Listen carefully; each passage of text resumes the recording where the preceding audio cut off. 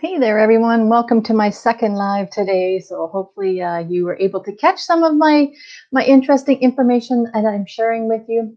If you've never caught one of my lives before, up in the heading up above or the description up above, there is a little link there that says StreamYard. And if you can just grant it access to your profile, then you can participate in the conversation. And we are going to do a little bit of Manic Monday here, because it is a Manic Monday. How is everybody's Monday going? Please let me know. Please jump in with me on the conversation. If you're coming in on the replay, do let me know where you are coming in from, because it is always very cool to hear where everybody comes from. So my name is Heather Edmondson. If you don't know me or never met me before, and this is my business page where I assist other people in e-commerce business, struggling network marketers, MLM, digital business owners, social shoppers, or whatever you want to refer to yourself as, to grow your businesses online through mentorship, educational skills, and attraction marketing and social media. And we want to do that all with integrity. We don't want to be spammy to anybody. So hopefully I can provide you with some value today and that you can gain some takeaways. So today I'm going to share some from this little book here. I don't know if you can see it. We're going here. Get over your damn self by Rami Newstad. I'm going the wrong way. So everything's backwards when I do this, so it's always fun to try. So I'm going to share some my takeaways from one of her chapters, and it's called Reach Out Rules to Live By.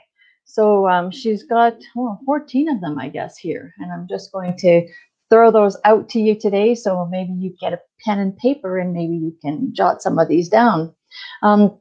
We need to not be so attached to the outcome when we're in business, and we need to draw people to us. And so you've got to be not so worried about when somebody says no to you. You have to be a friend first, and offer them some value and show them whatever you're into or whatever you're trying to help with, that is going to actually benefit the person.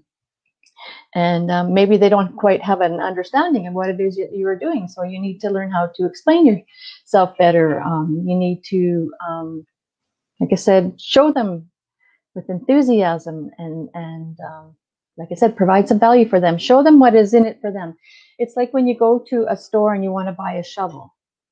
They don't just sell shovels. They sell you on digging the hole with that shovel to solve a problem, right? So you're going to dig a hole to put that post in, and that's what's going to help you get that fence built.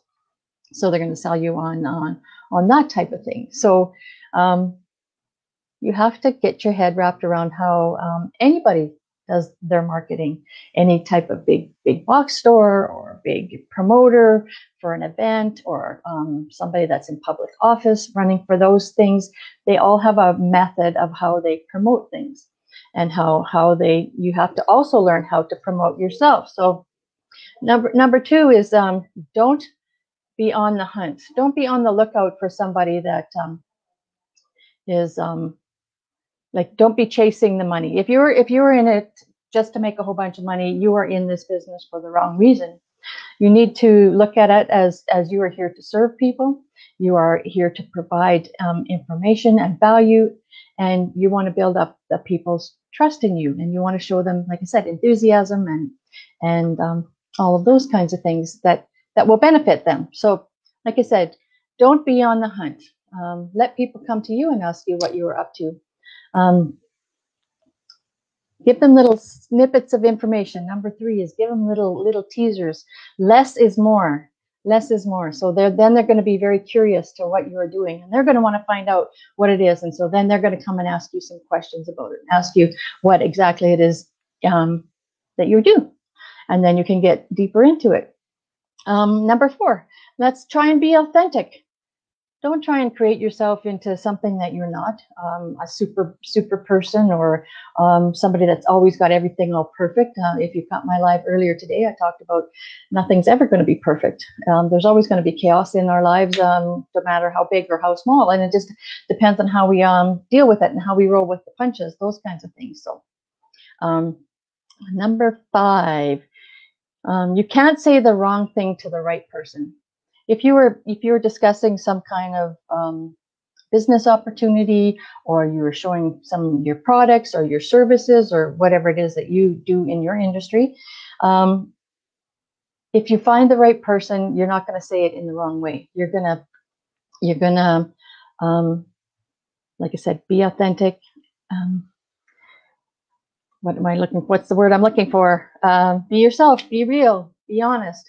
You don't want to be called that, and I'm sorry here, I'm going to say somebody's name, a spammy pammy, and send out all kinds of spam messages and stuff to people, and try and pounce on them as soon as they show any kind of interest. You want to, like I said, attract them to you, become a friend first, and build a relationship. You want to be prepared and confident.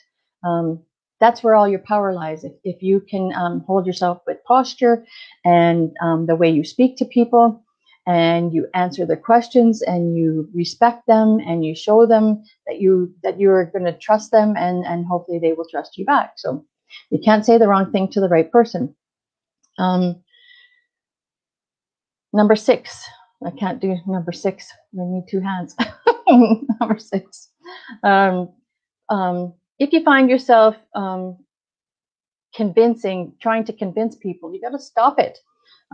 We got to get out of that mode of trying to chase people and convince them. And if you have to twist somebody's arm to come into a business opportunity with you, or to buy a product maybe that you are selling, and jewelry or makeup or skin products or vitamins or supplements or shake or whatever, and if you have to convince them that this is the next best thing that's going on, everybody's going to say that about their products or their services, that this is the next big thing that's going on. So you don't want to drag people into a decision that ends up in your favor. You don't want to, well, it says here, you don't want to rug burn that person. You don't want to pull them over the hills and those kinds of things. Dragging people to make a decision ends up slowing us down, and gives that person rug burn, is what she says here, Romney says here. So number 7, one of the biggest things that you can do is listen, and actually really, really, really listen to what they're doing. We have some company here. Hello, Rick, all the way from Australia. Springtime in Oz. Yeah, thanks a lot, buddy. Now it's getting colder and the leaves are starting to fall off our trees. So yeah, our furnace is turned on. Isn't that crazy? It goes from 30 degrees Celsius down to, what is it? It was 11 degrees on the weekend, and our furnace had to turn on. So it was a little bit chilly out there. So number 7, like I said, listen, and really listen to people. Ask them questions. If they say no right away, maybe it's because they have a perception about this type of industry, and you need to find out, maybe they're not really actually saying no, but maybe they're saying no to the experience that maybe an auntie had, or a friend had, or maybe they've even been in this industry and have had a bad taste in their mouth. Maybe they didn't have any support from their company or from their upper ups, and any training. It's like learning any skill. You can't all of a sudden go into your very, very first job and know everything about that business. It's the same in this social platform. You have to learn the skills to be able to increase your business, and you have to oh, I'm choking here. Like you said, it's a learned skill. You can't be perfect at everything right away. Somebody that's making ads on a social platform, or advertising on those big billboards, they have to learn how to do it properly. That's why people that are in advertising have gone to school to learn that. So why do you expect that all of a sudden you would be able to do that when you don't have the skills? So you want to learn to listen to the people and find out what it is that is actually maybe that their property problem is, and actually give them a solution to that. So maybe they're saying no, and you need to dig a little deeper and find out what the reasoning is behind them saying no. Rule number 8 is to work from appointment to appointment. So that means you're going to show your prospects, or people that are trying to get a hold of you, that you have a busy schedule, and that your time is valuable. Your time is valuable, just like their time is valuable. How many times have you gone to the doctor's office and sat there and waited and waited and waited and waited and on and on. It's almost as if they think that their time is more valuable than your time. And maybe you've left work, or maybe you've left your kids with a sitter, or anything like that to go to that appointment. And then there you are, sitting and waiting and waiting and waiting. And it's not an hour, it's 2 hours. It ends up 3 hours and so forth.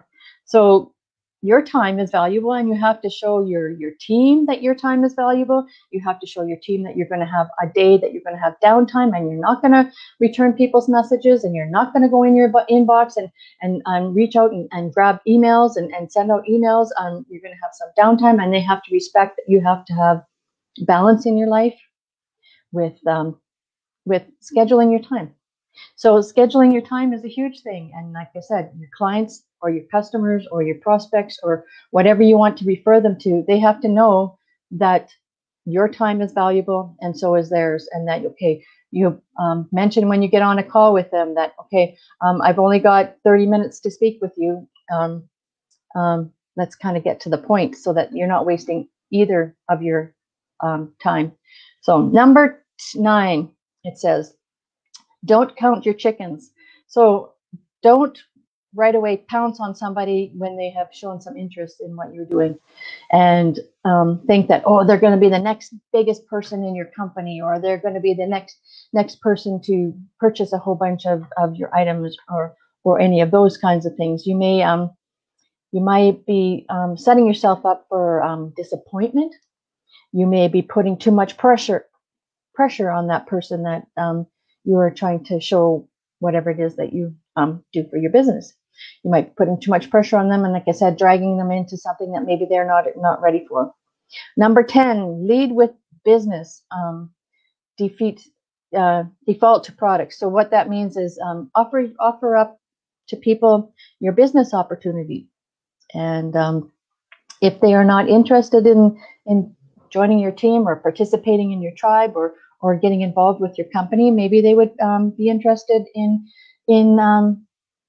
providing you with some other people in their circle of friends or acquaintances that might be interested in that. And maybe they would be interested in purchasing maybe some of your said products that your company or your service provides to people. So keep that in mind. So number 11, don't get on and leave a rambling voice message or voicemail. People don't have time. Like I said, time is very valuable, and you don't want to fill up your message box or their message box with rambling messages. Just get quick and to the point. Be enthusiastic, and so that they can hear the tone of your voice, and that they can hear the excitement in your voice, and leave them a quick message. Hey, this is Heather. I just thought I'd touch base and see how you're doing, and get back to me when you got a minute. So also give them maybe 2 time slots that are available that you could maybe have a deeper conversation or a deeper discussion with them. That's also an option too. Say, I'm available at 3 today, or I'm available at 9:30 tomorrow. Give them two options. If you give them too many things to do, you know what people don't do if they have too many choices? They do nothing. So don't bombard their mind with too many things, or they do nothing. Rick said he's got this book on Audible, and well done, and he'll catch up again soon. So he's going to jump off and do his thing. So those are some of the suggestions that she's given us in this lovely book here. I think that was all of them. You want to touch base on their pains and their troubles. You need to figure out a person's pain point and then show them the solution to what it is that you can provide for them. So if they say that, well, your product or service is too expensive, then maybe show them that maybe your business, if that's what your business does, maybe there's an opportunity or a way that these people can actually get some of these products for free. And maybe you can go through something like that if they want to dive a little deeper with you into the whole situation. So, and if maybe they're not interested, maybe they got a circle of friends, as I was mentioning that they might be able to provide you with. So, don't end their conversation with them without letting them become a customer and showing them what it is that your products or service can do for them. So hopefully you got some value from that and some takeaways, and we will see you guys out again on this page on Wednesday. So bye-bye for now.